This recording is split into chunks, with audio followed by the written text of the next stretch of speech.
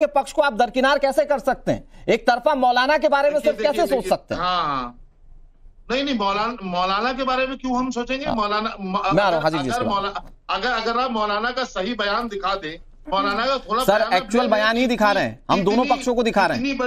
इतनी बड़ी वारदात कैसे हुई, ये सही से उनसे मालूम करके लेकर के आए, तभी तो कुछ आएगा सामने। नहीं, उन्होंने तो ये कहा कि हमारे नबी की गुस्ताखी की थी इसलिए नहीं गए, हमारा व्यक्तिगत मामला। मेरा सवाल वही है कि एक मौलाना का व्यक्तिगत मामला कैसे हो सकता है? आप तो धर्म के रिप्रेजेंटेटिव है ना, आपके लिए सभी बाशिंदे एक जैसे हैं ना सर। उन्होंने ठीक किया है और उन्होंने इल्जाम अगर लगाया है तो मौलाना ठीक है। मैं फैज खान ये जो इस वक्त दलीलें पेश की जा रही हैं अजहरी साहब की ओर से कि ठीक किया मौलाना ने, आप चूंकि खुद भी मुस्लिम धर्म के अच्छे ज्ञाता हैं, आप मुझे समझाएंगे कि क्या जो हुआ मुरादाबाद में वो ठीक हुआ? क्या किसी खुदा के बाशिंदे को यह हक है कि अंतिम वक्त में भी नमाज के लिए वो मना कर दे कि मैं नहीं पढ़ूंगा, एक तरीके से सामाजिक बैन लगा दे? बिस्मिल्लाहिर्रहमानिर्रहीम। रब्बिश रहली सदरी व यस्सिरली अमरी वहलुल उक़दतन मिन लिसानी यफ़क़हू क़ौली। अनुराग भैया देखिए, मुसलमान कोई व्यक्ति होता है ला इलाहा इल्लल्लाह मुहम्मदुर रसूलुल्लाह ये कलमा पढ़ के, यानी अल्लाह और उसके रसूल पर अपना विश्वास जता के, मुसलमान होने का बीजेपी या समाजवादी या कांग्रेस में होने से कोई लेना देना नहीं है। अब चूंकि बहुत सारे ऐसे कट्टरपंथी मौलाना हैं जो कि समाजवादी पार्टी और कांग्रेस के हैं और वो समय समय पर ये गुपचुप बातें करते रहते हैं, जो बीजेपी को वोट देगा हम इसके खिलाफ फतवा दे देंगे या उसके परिवार का बहिष्कार कर देंगे। ये उसी विचारधारा के मौलाना है जिन्होंने केवल बीजेपी का सपोर्ट करने के कारण एक व्यक्ति की नमाज जनाजा नहीं पढ़ाई और खुद भी बहुत बड़े गुनाह में पड़ रहे हैं और उससे बड़ा ये गुनाह कर रहे हैं कि वो कह रहे हैं गुस्ताखे नबी है। कोई मुसलमान कभी गुस्ताखे नबी हो ही नहीं सकता क्योंकि कलमा ही पढ़ता है ला इलाहा इल्लल्लाह मुहम्मदुर रसूलुल्लाह। पैगंबर हजरत मोहम्मद सल्लल्लाहु अलैहि वसल्लम अल्लाह के रसूल हैं।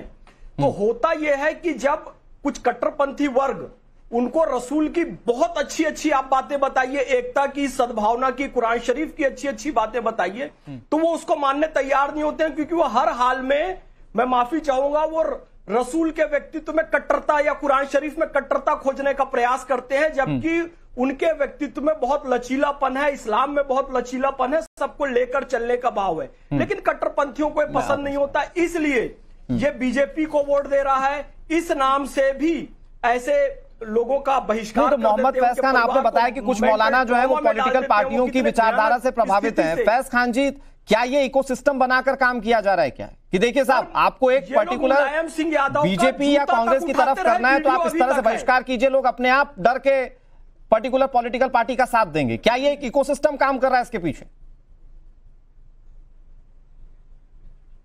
बिल्कुल बिल्कुल, मैं कह रहा हूं ना, आप वीडियो उठाकर देखिए, एक मौलाना मुलायम सिंह यादव का जूता उठा रहे हैं, उसके खिलाफ किसी ने कोई फतवा नहीं दिया।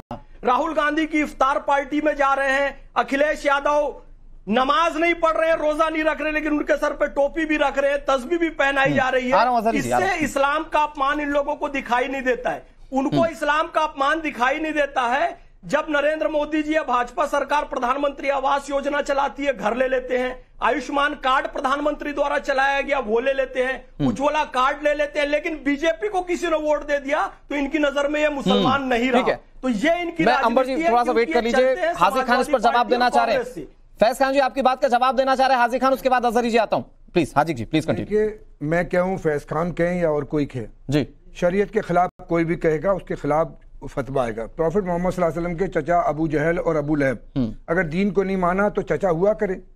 अब्दुल्ला बिन मुनाफी की नमाज का वक्त जब आया तो अल्लाह के रसूल नमाज पढ़ने के लिए खड़े हो गए। हज़रत उमर ने कतवा पकड़ लिया कि अल्लाह के रसूल ये मुनाफिक है, ये आपके सामने मुसलमान बनता है और बाकी आपके खिलाफ बगावत करता है। तो अल्लाह के रसूल ने नमाज पढ़ा दी। वही आ गई कि मोहम्मद सल्लल्लाहु अलैहि वसल्लम आज के बाद किसी मुनाफिक की आप नमाज नहीं पढ़ाएंगे।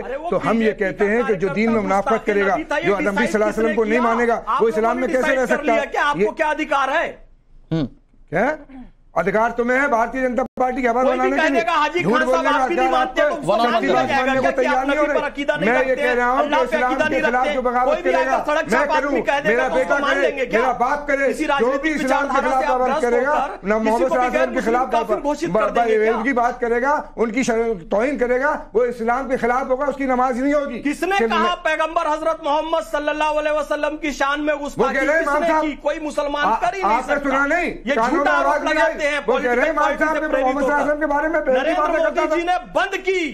अरे मौलाना ने कहा है, मौलाना समाजवादी पार्टी का आदमी है, मौलाना ने कि मैंने नमाज इसलिए नहीं पढ़ाई कि उन्होंने मोहम्मद सल्लल्लाहु अलैहि वसल्लम के बारे में बेहुदा बातें करते थे। खत्म कर जो दिया, भी नबी के बारे में करेगा वो पवित्र चीज है, इस्लाम से बाहर होगा। इस्लाम का कोई फर्क नहीं है, चाहे वो नबी का अब्बा हो, नबी का बेटा हो, नबी की बीवी हो, नबी का भाई हो, चाचा हो, कोई भी हो, किसी की कोई जिम्मेदारी नहीं दीन में। वो है जो ला इलाहा इल्लल्लाह को पूरा मानेगा, 100% मानेगा। ला इलाहा इल्लल्लाह नहीं है कोई माबूद से बाहर, और मोहम्मद सल्लल्लाहु अलैहि वसल्लम अल्लाह के बंदे और रसूल है, और यही पैगाम ठीक है। आजिक जी, ओके आजिक जी, प्लीज वेट। और उस मुसलमान की नमाज जनाजा ये लोग नहीं पढ़ा रहे हैं, उनके परिवार को मानसिक त्रासदी में डाल रहे हैं। वो आप देखो क्यों नहीं डलवाया आपने उसको त्रासदी में।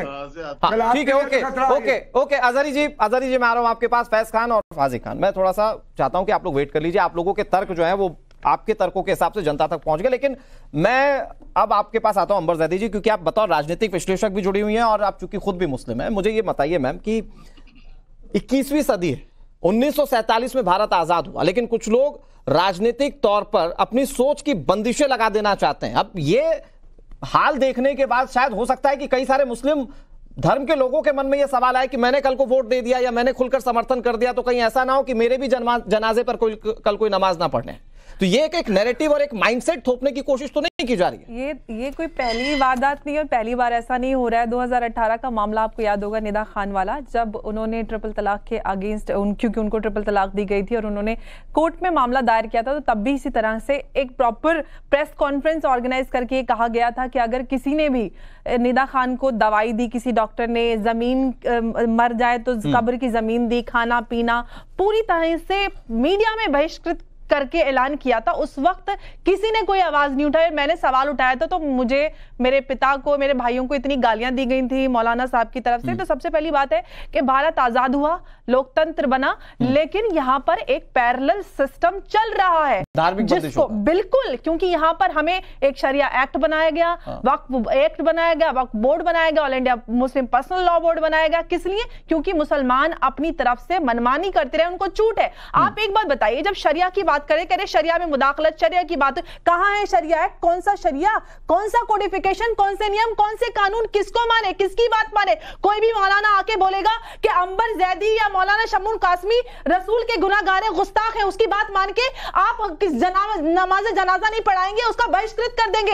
ये कैसा एक आप तालिबानी एक मानसिकता, एक आपने एक लोकतंत्र में आपने एक पैरेलल सिस्टम बना दिया कि कोई भी आके कहेगा और उसको पूरी तरह से बहिष्कृत कर दिया जाएगा। भारत के संविधान में हर किसी को एक सम्मानजनक जीवन और सम्मानजनक जीवन में जाते हुए उसको सम्मानजनक तरीके से विदाई देने का अधिकार है। आप ये बताइए, एक छोटा सा सवाल है, ये सबसे बड़ी साजिश है मुसलमानों के खिलाफ कि उनको फ्री छोड़ दिया गया मनमानी करने के लिए। अगर शरिया एक्ट में, अगर शरिया जब दंड संहिता में शरिया को नहीं मानते, भारतीय दंड संहिता मानते हैं, वहां पे मुदाखलत कैसे बर्दाश्त कर लेते? वहां पे कैसे अल्लाह का कानून नहीं चलता? वहां पे कैसे इनको